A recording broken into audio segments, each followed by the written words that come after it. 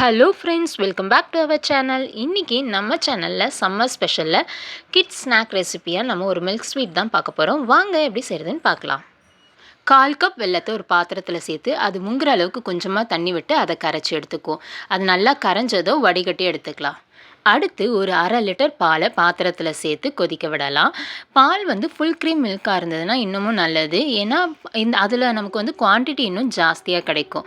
இப்போ பால் நல்லா கொதித்து வர ஆரம்பிச்சிருச்சு. இதை கைவிடாமல் நம்ம கிளறி விட்டுக்கிட்டே இருக்கலாம். பாதியாக பால் குறைஞ்சதும் அதில் நம்ம கரைச்சி வச்சுருக்கோம் இல்லையா வெல்லம், அந்த வெல்லத்தை வந்து நம்ம ஃபில்ட்ரு பண்ணி வச்சுருக்கோம். அதையும் இதோடு சேர்த்து நம்ம மிக்ஸ் பண்ணி கலந்து விட்டுக்கலாம். ஸ்வீட் வந்து இது கரெக்டாக இருக்கும். நல்லா அதிகமாக ஸ்வீட் சாப்பிட்றவங்க ஈக்குவல் குவான்டிட்டியாகவே எடுத்துக்கோங்க. இன்னமும் ஸ்வீட் வந்து உங்களுக்கு கூடுதலாக கிடைக்கும். இதை இப்போ நம்ம ஒன்றா சேர்த்து நல்லா மிக்ஸ் பண்ணிக்கிட்டே இருப்போம்.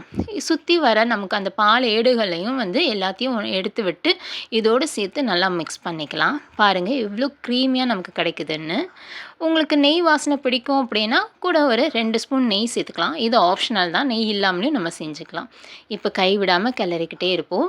இது கூட ஒரு 1/4 டீஸ்பூன் ஏலக்காய் தூளையும் சேர்த்து அதையும் நல்லா மிக்ஸ் பண்ணிக்கலாம். நம்ம முந்திரி பாதாமை வந்து 1 2 க்ரஷ் பண்ணி வச்சுருக்கோம். அதையும் இதோடு சேர்த்து நல்லா கலந்து விட்டு கைவிடாமல் நம்ம கிளறி விட்டுக்கிட்டே இருப்போம். இது ஓரளவுக்கு திக்காக வர ஆரம்பிக்கும்.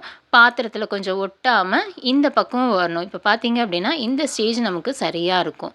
இது வந்ததும் ஒரு நெய் தடவின பிளேட்டில் போட்டு நல்லா ஈவனாக ஸ்ப்ரெட் பண்ணி விட்டுடுங்க. இன்னும் கூட கொஞ்சமாக இந்த நட்ஸை வந்து மேலே நம்ம தூவி விட்டுக்கலாம். இதுவும் ஆப்ஷனல் தான்.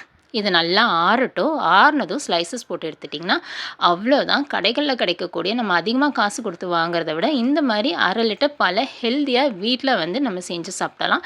எவ்வளோ சூப்பராக வந்து ரெடி ஆகிருக்குன்னு பாருங்கள். ஸ்லைசஸ் போட்டாச்சு. நீங்களும் இந்த ரெசிபியை செஞ்சு பாருங்கள். செஞ்சு பார்த்துட்டு எப்படி இருந்துச்சுன்னு சொல்லுங்கள். இந்த வீடியோ உங்களுக்கு பிடிச்சிருந்தா லைக் பண்ணிக்கோங்க. உங்கள் ஃப்ரெண்ட்ஸ் அண்ட் ஃபேமிலிஸ்க்கும் ஷேர் பண்ணுங்கள். தேங்க்யூ. பாய்.